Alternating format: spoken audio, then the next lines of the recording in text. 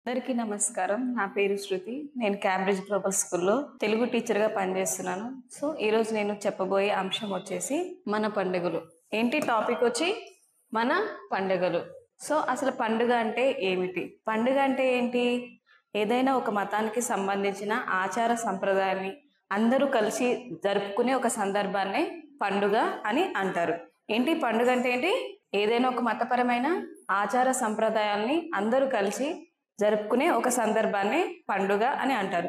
So ఈ పండుగలో కూడా రకరకాలు ఉంటాయి. సో ఫర్ ఎగ్జాంపుల్ వచ్చి 4 రకాల పండుగలు ఉంటాయి. అవి ఏంటంటే, ఒకటి వచ్చి మతపరమైన పండుగలు, మతానికి సంబంధించిన అంటే మన దేవతలకి నివాళులు అర్పిస్తాం అన్నట్టు. ఉదాహరణకి దీపావళి అన్నట్టు. దీపావళి అంటే ఏంటి? అంధకారం నుంచి వెలుగులోనికి తీసుకురావడం అన్నట్టు. సో ఇది దేవతకి సంబంధించిన పండుగ. అలాగే అజ్ఞానం పైన జ్ఞానము గెలిచిన రోజుగా, చెడు పైన మంచి గెలిచిన సందర్భంగా సో ఈ దీపావళి పండుగను జరుపుకుంటాం.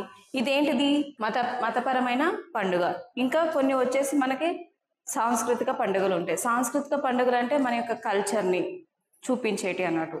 ఫర్ ఎగ్జాంపుల్ ఉదాహరణకు వచ్చేసి ఉగాది అండ్ ఇవన్నీ కూడా, దీపావళి కూడా సాంస్కృతిక పండుగని. ఇంకా బతుకమ్మ పండుగ. ఇంకా మూడో పండుగ వచ్చేసి పంటల పండుగ. పంటల పండుగ అంటే సంక్రాంతి, ఓనం ఇవన్నీ కూడా సాంస్కృతిక పండుగలు. ఇంకా నాలుగోది వచ్చేసి జాతీయ పండుగ. జాతీయ పండుగలు అంటే గణతంత్ర దినోత్సవం, స్వాతంత్ర దినోత్సవం అండ్ గాంధీ జయంతి. ఇవన్నీ కూడా దేశంలో జరిగిన ముఖ్యమైన సంఘటనలను ఉద్దేశించి జరుపుకునే పండుగలు. సో కాబట్టి ఈరోజు మనం నేర్చుకున్న అంశం ఏంటంటే, మన పండుగలు అంటే మన పండుగలు ఏవి, మనం ఎలా సెలబ్రేట్ చేసుకుంటాం, అవి వేటిని సూచిస్తాయి, వాటి వల్ల మనం ఏమేమి నేర్చుకుంటాము అనేది తెలుసుకున్నాం. అందులో ఈరోజు కొన్ని ముఖ్యమైన పండుగల గురించి మనం నేర్చుకున్నాం. సో ఫస్ట్ వన్ వచ్చేసి దీపావళి పండుగ. దీపావళి పండుగ అంటే ఏంటిది? దీపాలు వెలిగించేదే కాకుండా అజ్ఞానం పైన జ్ఞానం, చెడు పైన మంచి గెలిచిన సందర్భంగా ఈ పండుగను జరుపుకుంటాము. అండ్ తర్వాత విజయదశమి కూడా. ఈ పండుగ యొక్క ముఖ్య ఉద్దేశం ఏమిటంటే, దసరా పండుగ ఎప్పుడు కూడా ధర్మం అధర్మం పైన గెలుస్తూనే ఉంటుంది అని తెలియజేస్తుంది విజయదశమి అనేది.